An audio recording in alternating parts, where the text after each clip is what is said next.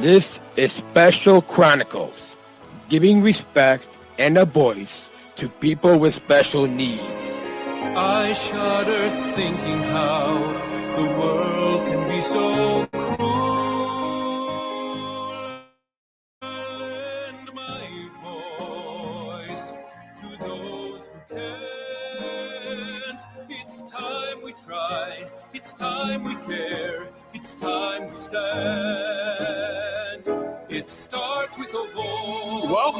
Welcome to the Special Chronicles Podcast. My name is Daniel Smrokowski. I'm the founder, host of Special Chronicles, and athlete leader of Special Olympics Illinois, former Southern Striver Global Messenger of Special Olympics International.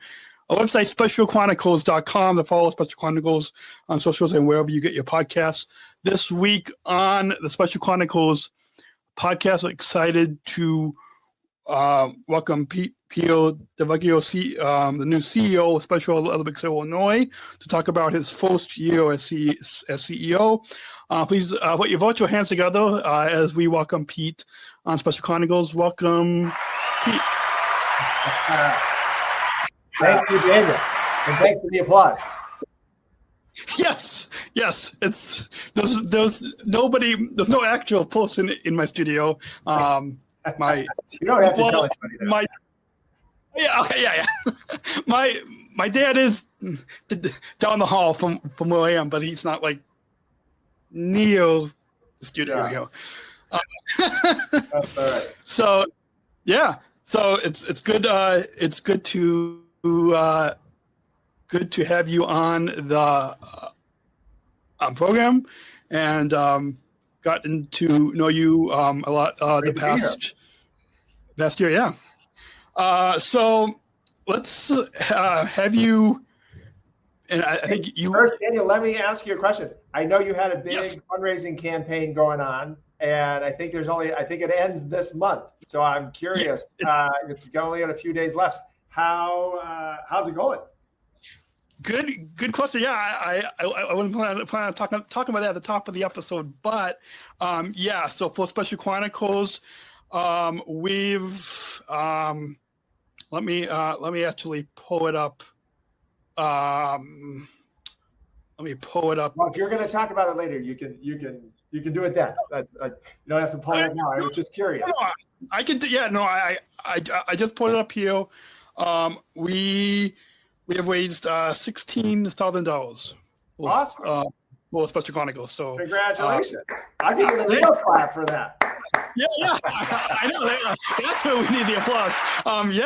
So that's because it's as you know, it's free to be able to listen to this podcast and listen, but those between our website and the podcast hosting and this technology, it does cost to be able to keep keep the podcast going. So, So for everybody that has donated, for a couple of the sponsors that we have had, I'm so grateful for everybody that has supported this podcast, so we can continue this year.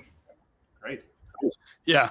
Awesome. Yeah, because we really only do one given campaign for Special Chronicles, usually at the end of the year, to help us throughout the upcoming year. So it's really it's always, I'm always grateful that when we get support, because people see the value and that it's not just me behind the microphone, but we really have supporters and listeners. Awesome.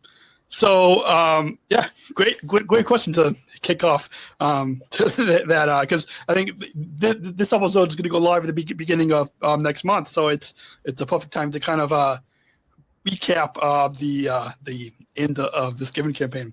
So thank you. So now as we switch back to you, can you as I'm sure some of our listeners, at least in the Special Olympics Illinois community may have seen you out at events, but I'm sure that there might be some listeners that might just be meeting you for the first time. So can you share a little bit about your background and what led you to take the role as CEO of Special Olympics Illinois? Because this is your first time into this movement. So what can share a little bit about kind of what brought you into Special Olympics? Sure. Be happy to. First, thanks again for inviting me to come on. Thanks for the warm welcome. Thrilled to be here. And in terms of how I got to the role as CEO of Special Olympics Illinois, first, my whole career has been in nonprofit for the last 31 years. I decided coming out of college that was the direction that I wanted to go. My experience really has been all in and around Chicago, except for this last year with Special Olympics Illinois. And it's been fun to actually get outside of the city and see so much of the rest of the state and all of the people who are part of Special Olympics Illinois and that family. But I won't go into all of the different places that I've been, but it really, I feel like the places that I have been, the different roles that I've had, I've been a CEO before at other organizations, an executive director, have really honed my skills, and I bring those to this role, and I'm grateful for those experiences. And I actually found out about this role through networking with some of my peers who were other CEOs of other nonprofits. And one of them had actually received the job description, and he said, "You should do this." And right away, I went back to when I was in high school. After basketball practice, I would go lifeguard at the pool, and Easter Seals would actually bring some of their clients to the pool. And there was a young man, David, who had a physical disability, and it was fairly nonverbal, but it was clear that he wanted to go off the diving board. So I decided we're going to figure out how to make this happen. And so we worked together for a couple of weeks. He did it. And of course, then he wanted to keep doing it. And I think that moment when someone suggested Special Olympics to me, and that story came back to my mind of the young man, his name was David. And it just fits so well. My whole nonprofit career really has been about working with people to achieve their full potential. And I think that's exactly what we do at Special Olympics Illinois every day. And so often, I know you know this, and unfortunately, sometimes parents are even told this before their children are even born, that you'll never do this, you can't do this, you shouldn't do this. And so often you, Daniel, and so many others, and just like that young man, David, did, it's like, tell me what I can't do and I'll show you differently. And for me, it's really, my whole career is about the dignity of the person. And that's what I bring, and I feel very much at home here at Special Olympics Illinois. Awesome. So building upon that introduction, and when you were, after you applied for the job as CEO,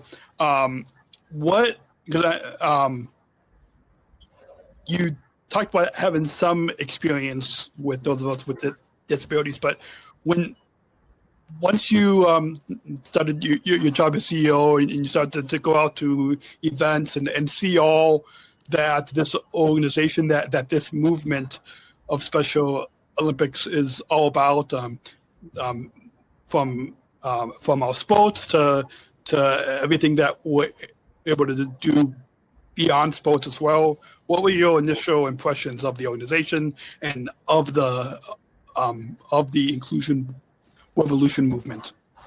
Sure.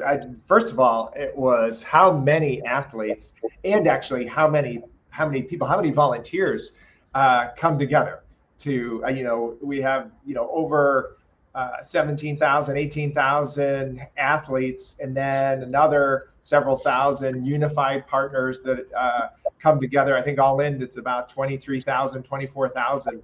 And then tens of thousands of volunteers above and beyond that make Special Olympics Illinois happen.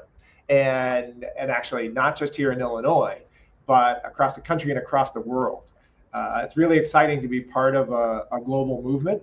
I'm actually really excited. I get to go to World Winter Games coming up in Italy. Awesome. And thrilled to go. We have 3 of our athletes who are going, and really excited to be there with them and experience that global feel. But here in Illinois, it's been amazing. And I have to say that some of my other first impression was our staff and how dedicated they are to the mission. I think regardless of what department, whether they're in the finance department, development, administration, or our program staff, who really put on the sports and competitions, to those who do athlete leadership and health education. Everybody comes to work every day passionate and excited for the mission. And it's been very welcoming. Athletes and their families have been very welcoming into the movement as well. Awesome. Love that. And we're going to go ahead and take a short break. When we come back, we'll get into some reflections on your first year, because I believe you just celebrated your first year as CEO of Special Olympics Illinois. After this short break, to let you all know that support for Special Chronicles comes from listeners like you, as I mentioned at the top of the episode, our giving campaign, but you can continue to join our supporters with a monthly or one-time donation so we can operate our studio, continue our mission, give respect and voice to those of us with disabilities, and keep the lights on, keep this microphone on, keep everything running here at Special Chronicles. You can support this podcast at specialchronicles.com/give. And if you want to access bonus content, including us getting when the pre-show and getting the camera, so it's not fuzzy and all that kind of behind the scenes content, you can join at specialchronicles.com/plus to be able to get access to see that. And so you, I believe this past fall, you celebrated your 1 year. And so as we talk about accomplishments and looking back on your first year, what are some of the achievements that you're most proud of from the past year? First and foremost, it was just getting around the state to every region and getting to meet people, our staff that work in those regions, and athletes and families from those regions, volunteers. Dave Breen, my predecessor, was very gracious in spending time and taking around and introducing me to people. And that was phenomenal. And it was a lot, to get around. And I know I spent over 50 nights away from home. I think it was, I tallied it up, it was like 51 nights, and I drove almost 20,000 miles around the state. And that was on purpose, to get out and meet people. And I need to continue to do that, because I haven't met everybody yet and haven't spent enough time in different places. So I'm excited to continue that this year. And I would say one of the other things that I'm really proud of is that we developed a strategic plan over the last year, which will be our plan for the next 3 years. As I was coming in, our plan was coming to an end, and so we needed to develop, what the next few years were going to look like. So that was exciting to work on, to get different ideas and feedback from so many different constituents in the Special Olympics family. Including our staff, but athletes, coaches, volunteers, donors. So many people contributed. And it was a lot to get through and articulate what the needs are and what that's going to look like. And really excited about where we're going. And I know you have some other questions, so we're going to get into that. I won't get into the details. Definitely. We'll get into some more of those details in just a little bit. But just like those of us with disabilities, we have faced challenges when we were born. We face challenges every day. But for you, from the past year, what were some of the biggest challenges that you've faced, and how did you address them? Well, number one, as I alluded to already, just getting around and getting to meet everybody that makes everything happen around here. And so there was a geographic challenge, number one, and then trying to remember everybody and what everybody's role is, and so that's one very practical. But certainly, as with all nonprofit organizations, if you don't have money coming in, there's no mission. Or I guess you could say the more money that comes in, the more mission you can have. And so that's the other challenge, because we had an incredible grant that came through the American Rescue Plan Act over 3 years, and that was millions of dollars that came in to the state that was awarded to us, and helped us to do a number of different things and improve quality of our equipment and the medals that we give out at competitions and so many other things. But as that grant came to an end last year, we had to create this year's budget with a big, a significant hole that we had to figure out how to continue to do what we're doing without that money coming in. So I'm excited about the ways that we've talked about trying to bring in new revenue sources, and then we were also able to put that budget together without cutting any staff positions. So that was a major challenge and accomplishment. Awesome. And speaking of surprises, were there any thing that was unexpected, or what was some of the unexpected aspects of your role as CEO, or the organization of Special Olympics Illinois that stood out to you? I think part of it is that as Special Olympics Illinois, we're part of, obviously, Special Olympics Incorporated, which is international, and I didn't realize how independent we are. There's the general rules and things that we have to comply with from Special Olympics Incorporated, but really, as long as you comply with those, it's very much like a franchise model. You're free then to run it as you see fit, and so there was less that is prescribed from Special Olympics Incorporated, which sometimes that's challenging, but it also gives you a lot of good flexibility. And one of the things that I really actually enjoyed about that is how much best practice sharing there is amongst the CEOs. There's a number of different groups through Special Olympics North America that convenes the CEOs in Canada and the United States. And that has been great for me to hear how people are doing things in other states, and are there best practices that we can bring here, and are there best practices that we already have here in Illinois that we can share.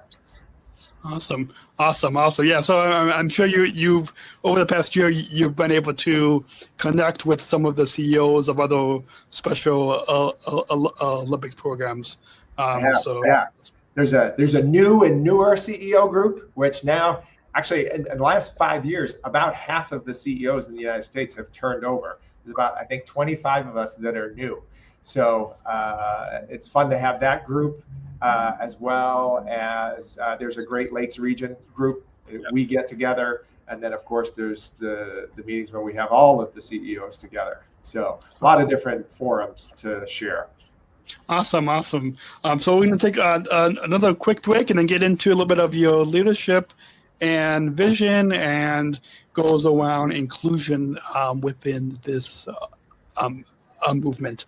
After a quick break, to let you all know that support for Special Chronicles comes from the ComEd Energy First Ambassador Program, the country's first energy and solar efficiency education program designed for, taught by people with disabilities. You can learn more at specialchronicles.com/ComEd. That's specialchronicles.com/ComEd.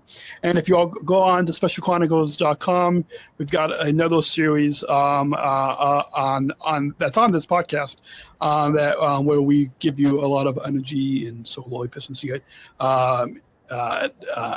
education to help you to save energy. So so links specialchronicles.com/ComEd. So speaking of you've as you talked about in your introduction, you've had leadership experience with other nonprofits and other organizations. So, but now coming to Special Olympics Illinois, we talk about your leadership style. How has your leadership style evolved over the past year at Special Olympics Illinois? Sure. I don't know if my leadership style, it hasn't changed, but you use different skills more in different environments. And so, in my first year, I feel like I'm a pretty good listener, and I've had to listen even more this year because I did not come up through the movement. And so it's been really a year of learning and asking a lot of questions, relying on others to educate me about the mission and how we carry it out, whether it's on the sports side or health education, what athlete leadership looks like. I've learned a lot, and just how our regions operate, and getting to know the people in those regions. So I would say what's really evolved is really honing those listening skills, and then taking those and then using them, particularly in something like working with our team to craft the strategic plan for the year. So that was a big challenge, and how things have, I guess, evolved for me this year.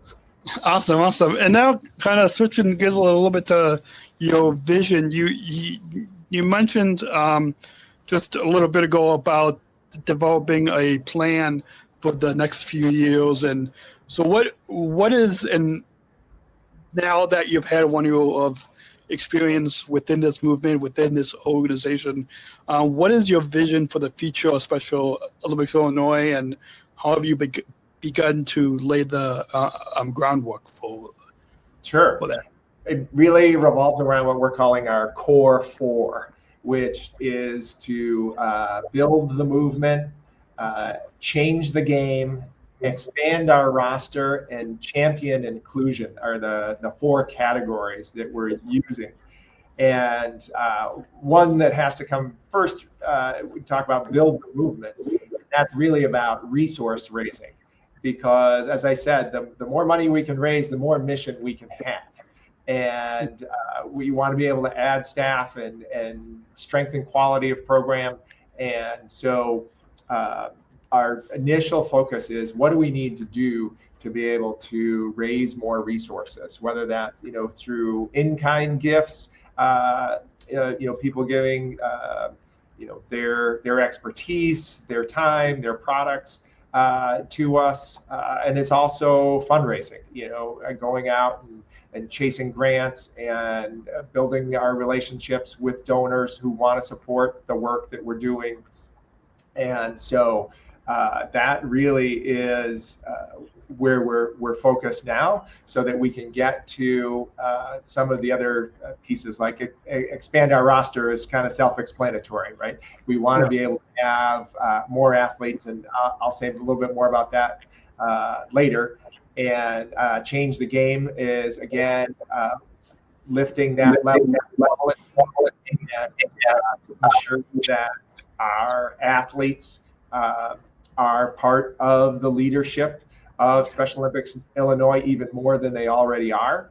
And of course, champion inclusion is another one that's fairly self-explanatory, and we have some goals around that. But in this first year, everybody had one of their goals had to be around resource raising, and what were they going to do to help us, bring in whether it was in kind or cash to move things forward and support what we do. Awesome. And as you know, inclusion is a big part of this organization, is a big part of this movement. There's the as you and our listeners see on the screen, the inclusion revolution is a big part. So how is the organization, how is this movement of Special Olympics, particularly here in Illinois, working to promoting inclusivity and awareness within across the state? Sure. Really comes down to that vision. The vision, not only here in Illinois, but for Special Olympics in general, is to bring people with and without intellectual disabilities, differently abled people together in the community, and to do more and more of that. Like, ultimately, that's the vision. That's what we hold ourselves accountable to. Are we doing that? And so our goals, that was another goal that everybody had to have this year as we continue to build on the culture we already have, is around diversity, equity, inclusion, and belonging. And what does that look like internally for our staff, but even externally, as I talked about, expanding our roster, trying to serve more athletes. And so looking at, are there populations that are underrepresented in our current population of athletes? And how do we reach those people? And what does that look like? And what are the tools that we need to be able to reach out to them? Some of it might mean we have to translate some of our materials into other languages so that people can be comfortable and access, and just letting people in different communities know that we're around in different ways that they can engage. Also includes some of the population, as you well know, Daniel, after age 22, we see a significant drop-off in the number of athletes, because a lot of athletes are involved through school or through programs that get funding until someone ages out at age 22. Mm-hmm. And so part of our goal is to be able to have even better handoffs for the people who work, whether it's in schools or different agencies, around transition plans, so that athletes can stay connected. They can find a local agency or park district where they can plug in and continue to be part of Special Olympics. Awesome. So, some older athletes, that's another piece of the puzzle.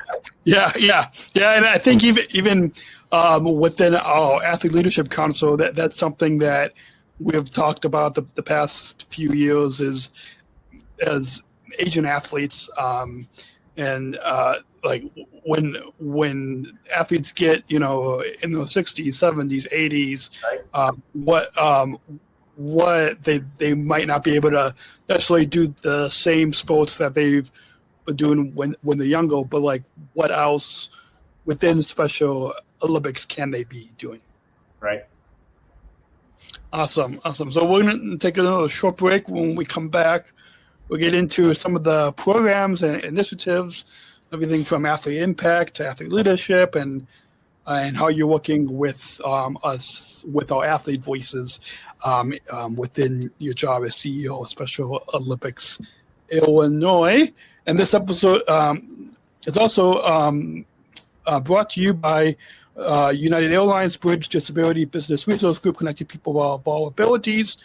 Learn more on United's commitment to disability inclusion for employment and travel at specialchronicles.com/United, including hiring Special Olympics athletes like myself as employees of United Airlines, which that's Pete. That's something that you have. That I think you attended an event last year. Yeah. So specialchronicles.com/United if you all want to learn more. And moving into talking about some programs, are there any programs or initiatives that you've focused on enhancing or expanding that? Sure. I think we should start with the one you were just mentioning. I think I love the fact that United has the SOSA program, and it's phenomenal. Now we celebrated the 5th anniversary last fall, in its 6th year now, and United really is doing an incredible job. They really are a model for other corporations, what that looks like, and having a workforce that's inclusive and just what that can look like. It's phenomenal. Hyatt has also done some things like that. Amazon Fresh Stores. There's been so many, and then Jewel hires so many of our athletes. There's so many corporations that do it, and some one-off. School Health has been a great partner of ours. There's some great examples out there, and it's like, how do we get more corporations to do that? Like that's, we have unified champion schools. I'd love to, really build a program around unified, champion companies, and what that can look like and grow that. But speaking of UCS, that's another program that's been phenomenal to get to know and see how many schools, 400 across the state who have some form of UCS programming. We've given, some of the UCS National Banner Awards out. Those have been phenomenal things to be a part of, and see how many schools are, have whole school engagement, not just around sports, but inclusive leadership, and what does that look like, and to make it part of school culture. So that's another program that's been fun to get to know and focus on, trying to grow. But as we were just talking about some of our older athletes and getting them involved, it's been fun to actually meet. We have just a couple who were at the very first Special Olympics games at Soldier Field in 1968. And sadly, we had two athletes who participated pass away this past year. But we have a few others who have, and there's so much we can do for so many, and we need to find ways to do more. Not only the Chicago area, but all the way downstate, Carbondale and beyond, down there in Region K and JHGI, all the regions in between. Awesome. I love that. And I want to touch something briefly that you said about unifying companies and United, like when the program got started 5 years ago. That's not like looking for an airline, looking for aviation is something like when I was growing up in school was not something that I was told was possible for those of us with intellectual disability. So it's nice that whether it's United Airlines or these some of these other partners of Special Olympics that are really seeing the value of inclusion and seeing how they can not just hire us, but like take it to a new level. Right.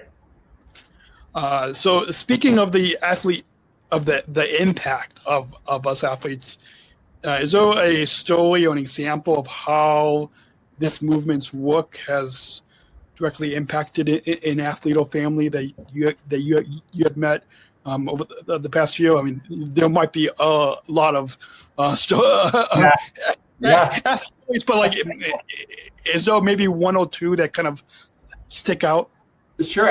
There's one story I want to tell, and I think this may dovetail with I think another question you might ask later.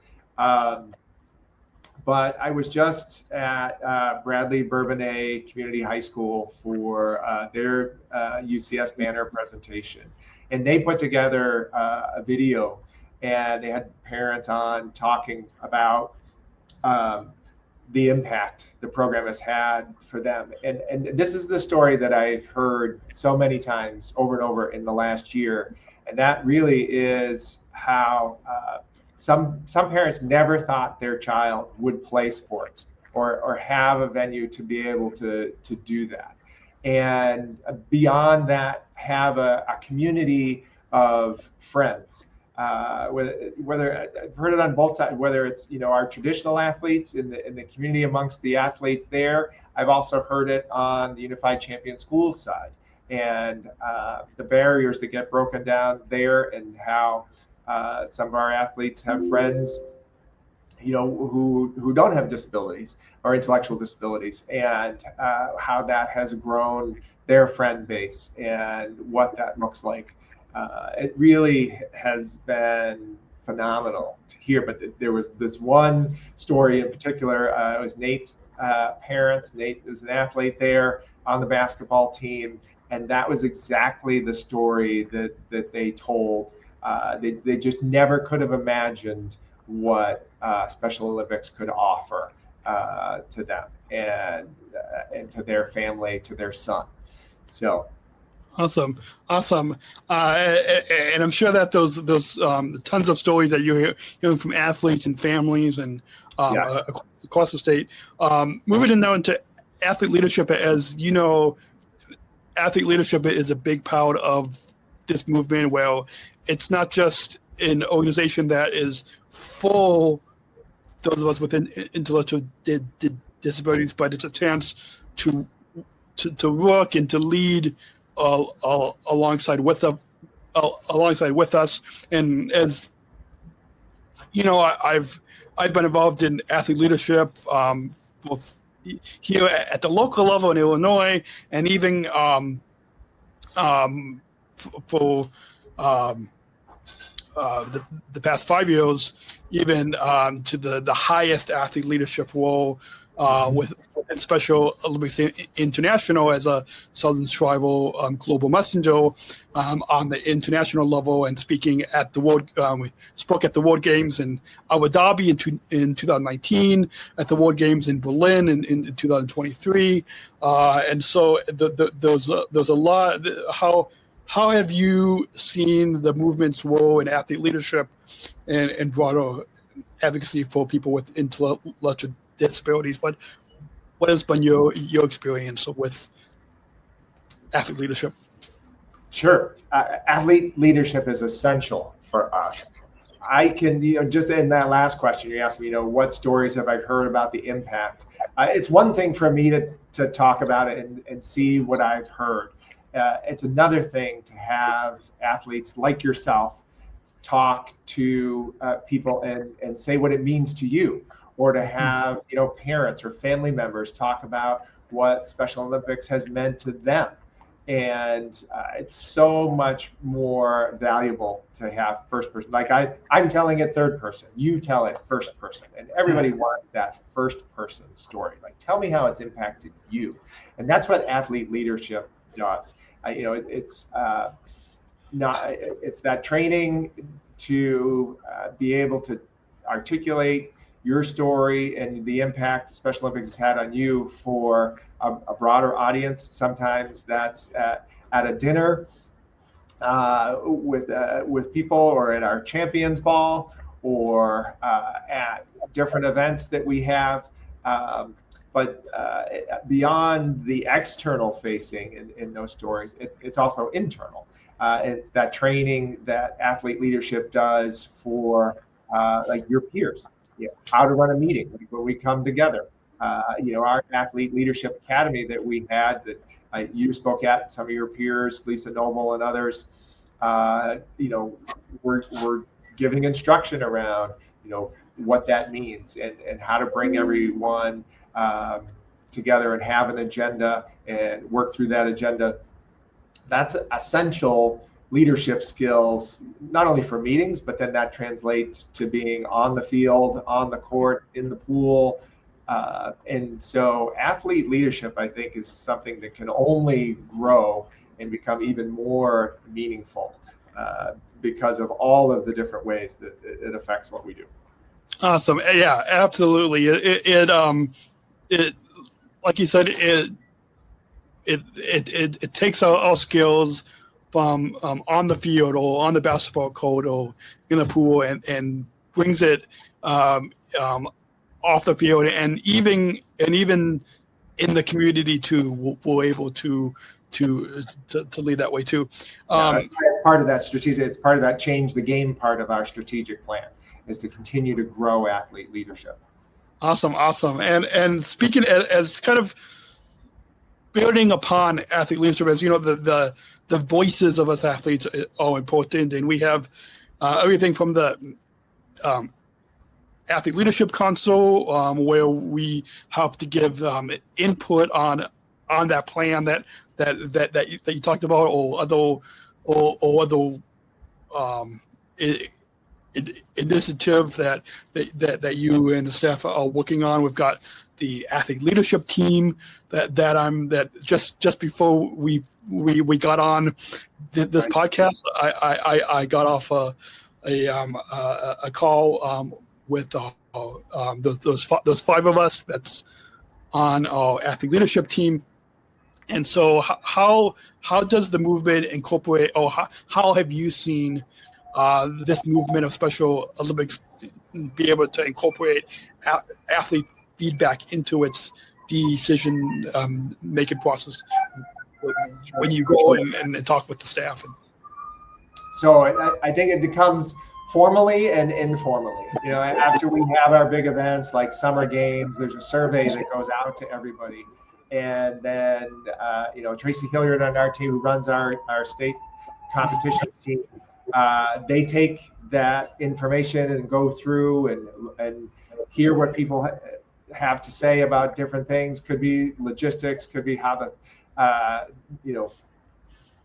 sport was run, could be how the lunch was, any number of different things that it touches on.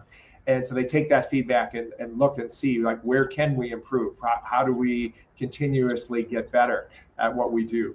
And then there's informal ways where staff will surface like, hey, I've had this athlete say this to me, or this athlete said this, and they surface those avenues, through those avenues of feedback as well, which is maybe a little more informal.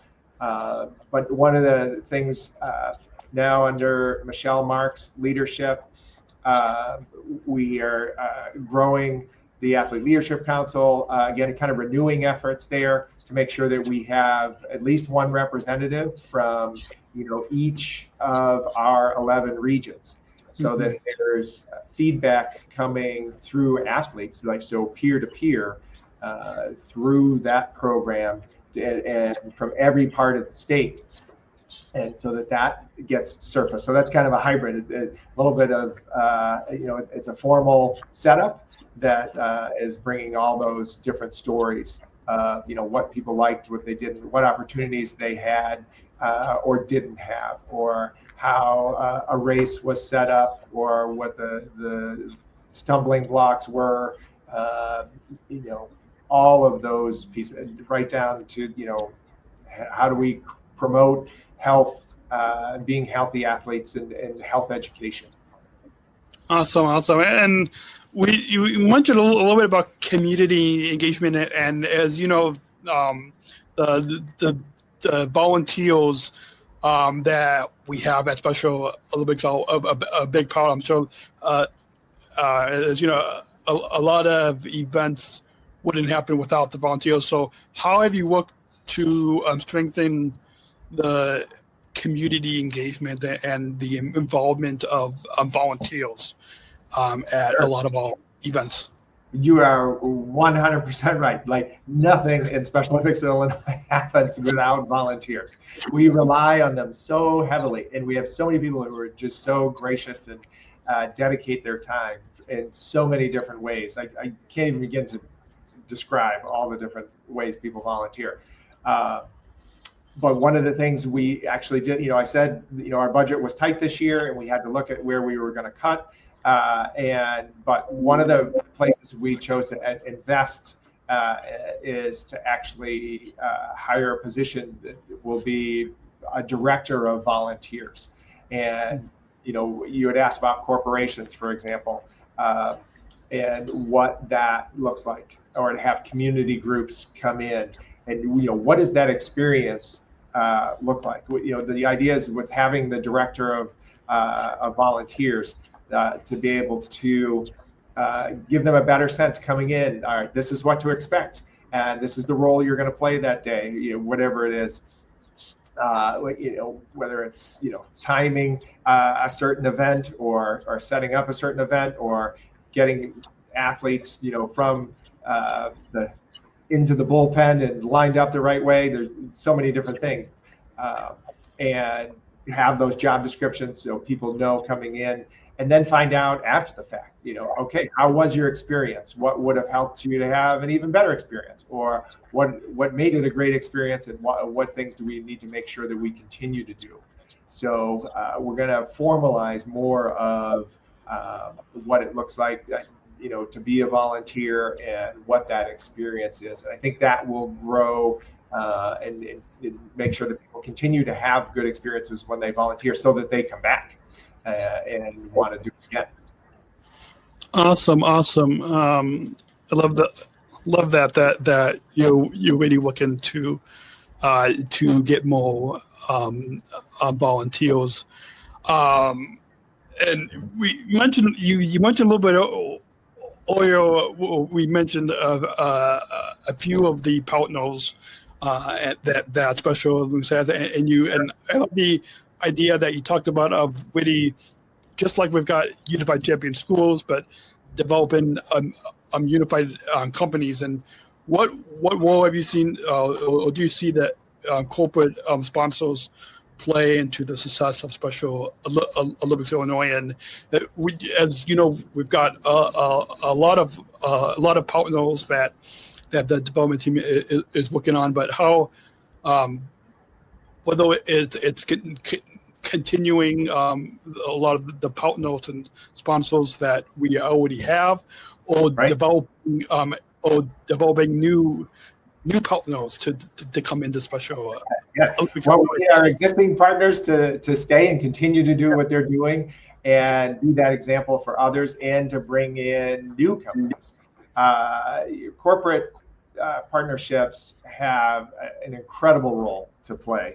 To answer your question shortly, they, like I said, again, your employer, United, has really set the bar high in terms of what that looks like, how much they value you all as employees, and make it clear to everyone else who works at United how much they value what you bring in your roles as service ambassadors, and what that does for United as a company. And taking that and showing other companies what it can look like. That is a key role for corporate partners, because it not only promotes inclusion and valuing people. So often people with, as you know, people with intellectual disabilities, other disabilities, are counted out and as not able to contribute. And so often you come back and say, no, I can, and this is how I'm going to do it.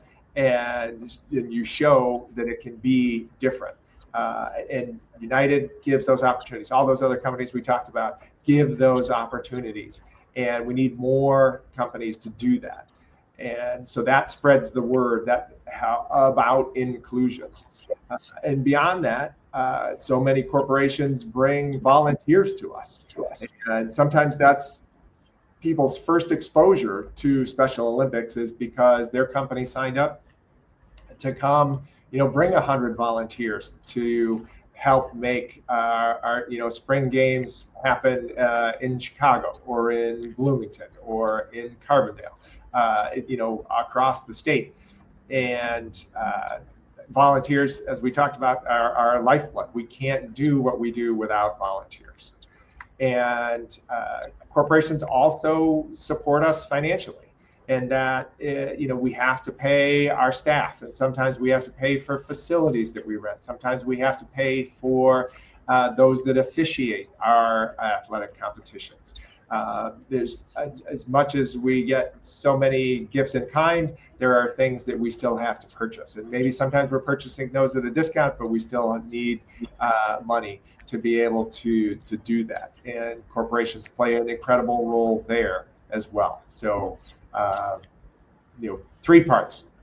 Awesome. Voting inclusion, giving people opportunities, and supporting us financially.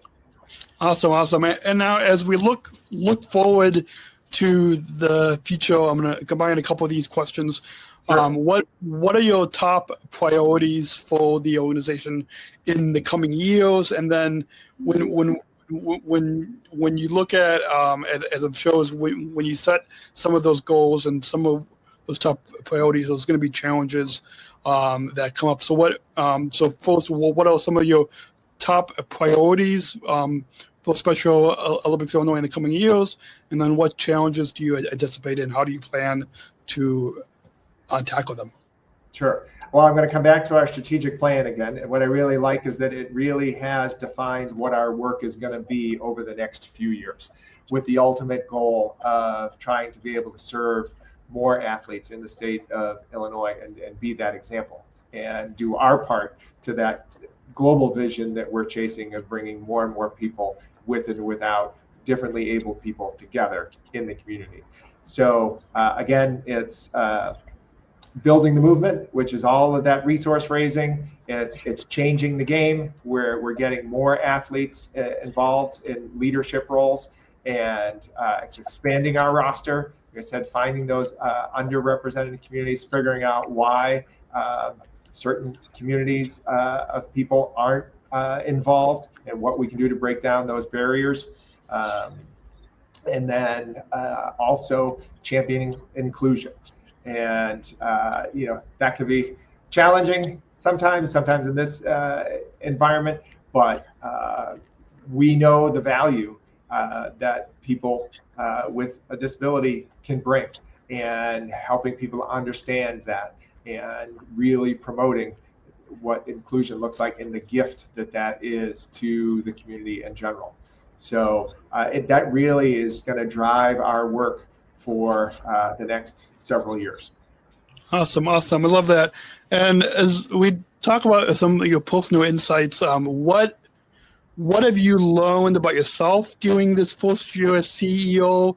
And then do you have a standout moment or a memorable moment or experience from this past year? Yes. So it's, for me personally, there's so much to absorb. And so I think that's been my growth. It's like, okay, you can't do everything, but there's so much that you can do. And we have done a lot. And so I'm really excited about this first year, how much I've learned, and really what the groundwork that we've laid for the years ahead. And that's really exciting to now actually, we've talked about it for so long, and now get out there and actually do that work is exciting to implement everything that we've talked about. And it's easy to do. I did the work. People ask me this all the time. And I have one of the best jobs in the world. It is so easy to be passionate about, because you see what it means and what it can do. And so the story that I wanted to share, I alluded back to Nate, one of our athletes, and his parents, talking about what it's meant for him and for their family. And in that video, they had this moment, and I was there for this moment last year. It was our state basketball tournament for Unified Champion Schools, and Nate's team was down by like 14 points. And there was like 10 seconds left, so there was no way that they were going to be able to come back and win the game. But Nate had missed a couple of shots, but his teammates gave him the ball again, and he had a 3-point shot. And he was so excited, and he was running down, waving his arms, and like the last 5 seconds came and expired, and everybody in the gym was cheering. His team ran onto the court and carried him off the court. They had just lost the game, but you couldn't even tell that. And everybody was so excited. And I think that's really what it's all about for me, and why it's so easy to be passionate, and what that can look like if you just give people an opportunity and they can show you what they can do.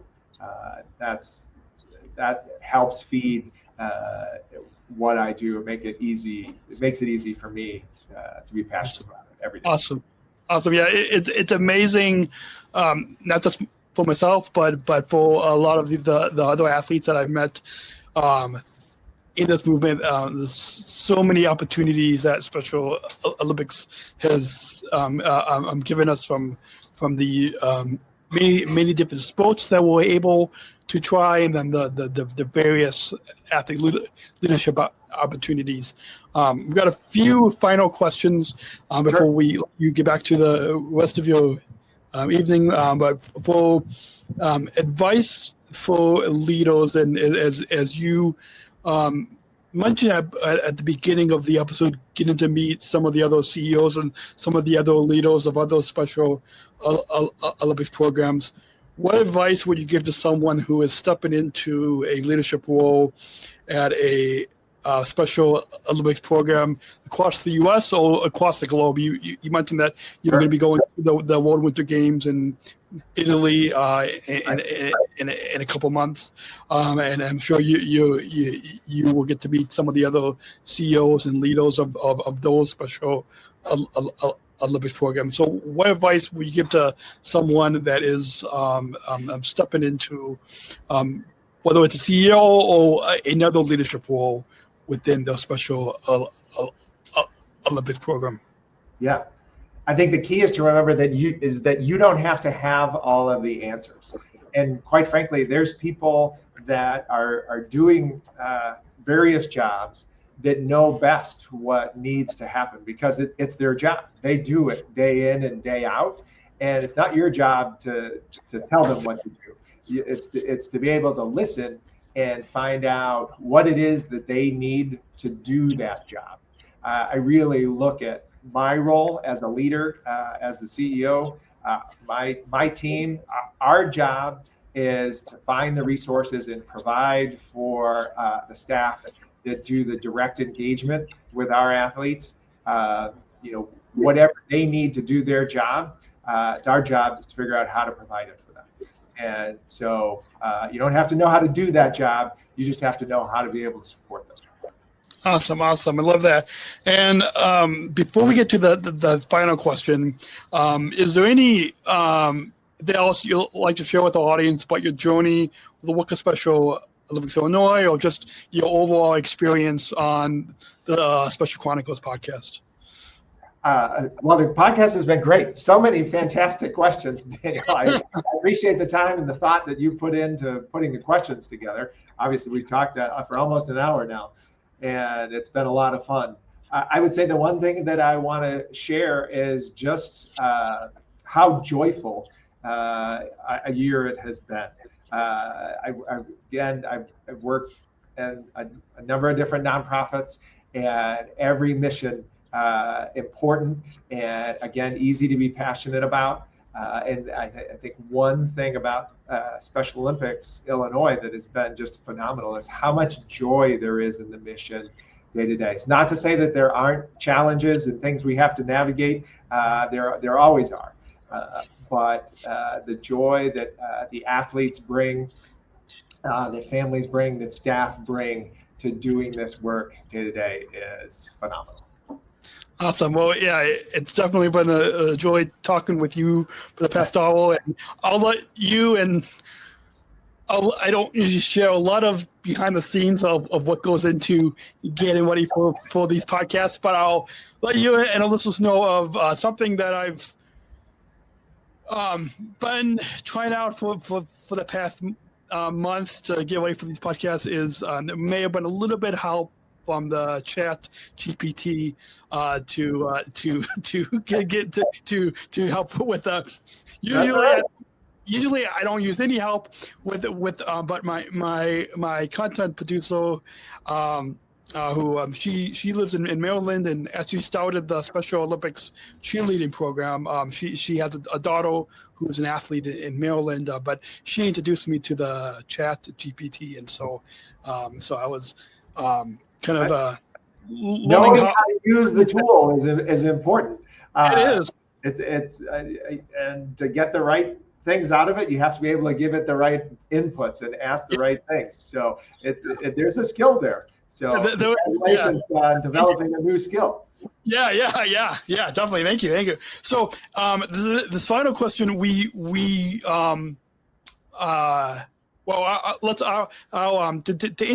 introduce that final question, we've got a bumper. So let's go ahead and roll that bumper. We're not just athletes. We are the ambassadors of an uprising. Peaceful protesters. In a rebellion against anyone who has a fear of difference. Difference. Our demands are Equality. dignity, and the recognition of our shared humanity. We will not stop or accept anything less.